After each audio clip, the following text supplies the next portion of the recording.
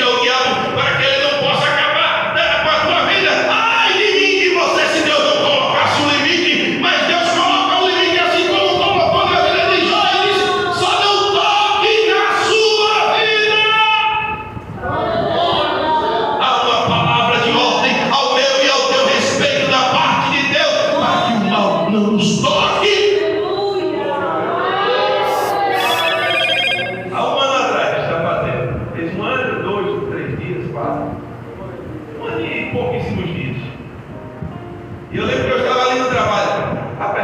Eu estava no ciclo de oração pregando. Estava levando uma palavra. E Deus é tão misericordioso, irmão, que Ele usa a gente para a gente mesmo. E eu lembro que naquele culto eu estava falando sobre o livramento, e que Deus livra, e que algumas pessoas acreditam que Deus chega aos 45 do segundo tempo, e que isso não é verdade. Que Deus está no controle de tudo, e que para algumas pessoas assim, eu ia cair na armadilha do diabo, mas no último instante Deus chegou, parecendo que Deus chega aos 45 do segundo tempo, quase que não dá. Aí por um pouco, se não fosse um pouco, Deus não conseguia. E eu explicava para os irmãos que isso não é verdade, que o poder de Deus é imensurável maior do que o poder do diabo.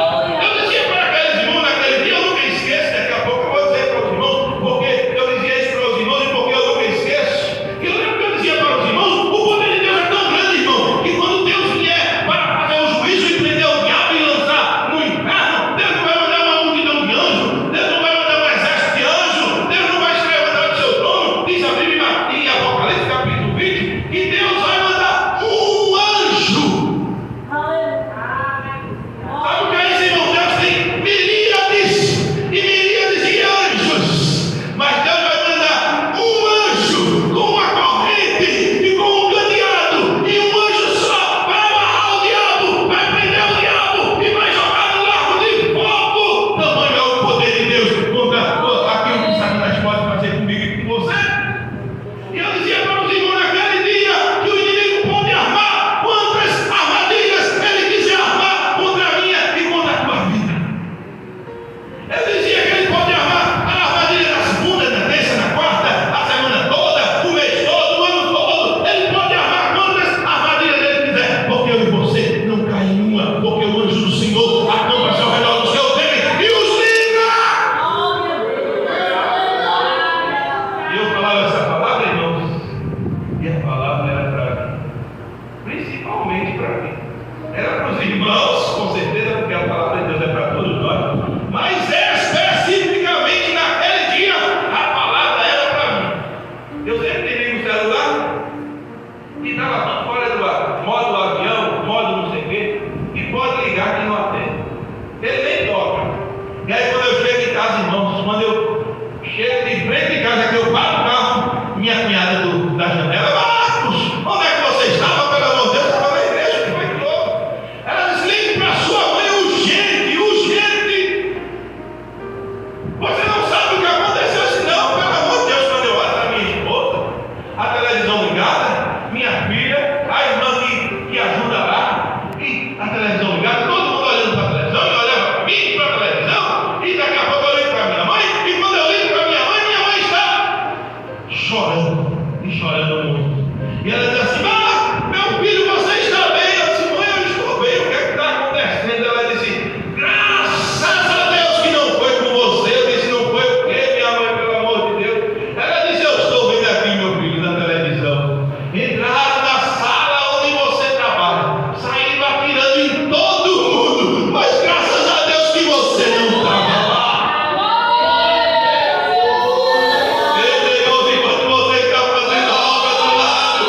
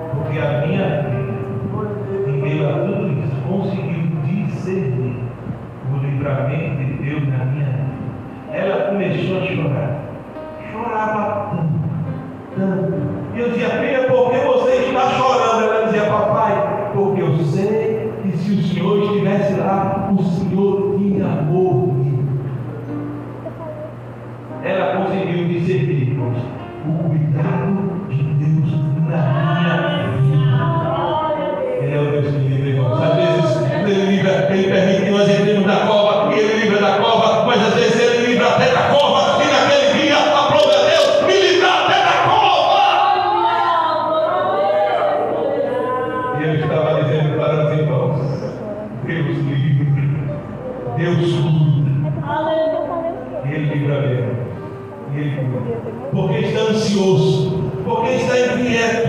A inquietação, irmãos, é dizer para Deus que eu não acredito que Ele está no controle da minha vida e de todas as coisas. Quando Ele usa o exemplo das plantas, o exemplo dos pássaros, Ele está mostrando de forma concreta e objetiva: meu filho, eu cuido das plantas, eu cuido das aves, como é que eu não vou cuidar de você?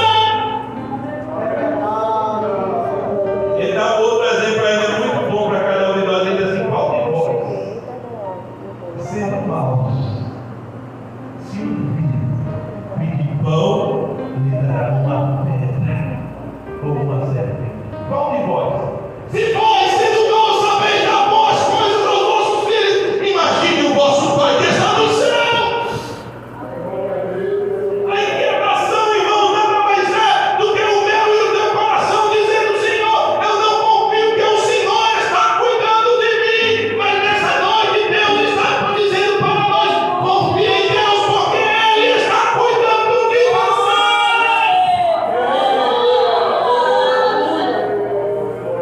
E aí ele diz assim, no versículo de número 32, porque os gentios é que procuram todas estas coisas. Sabe o que Deus está dizendo para mim e para você? Quando nós nos inquietamos, eu esperaria isso de fora, mas não de você. Eu esperaria isso daquele que não me conhece, mas não de você, que eu ando com você, que eu estou do teu lado. E a tua situação não é um motivo que justifique a tua inquietação. Às vezes, quando os discípulos estavam no barco, dizendo que os discípulos foram até Jesus por causa da tempestade, acordaram Jesus e disseram: Mestre, tu não te importa que nós pereçamos?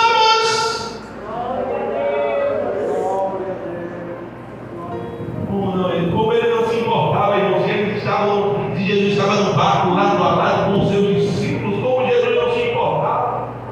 Diz a Bíblia que naquele momento Jesus contempla aquela angústia, se levanta, não responde palavra nenhuma aos seus discípulos, apenas ele diz: vá, acalma-te, vem, aquieta-te. E logo em seguida ele diz: aonde está a vossa fé?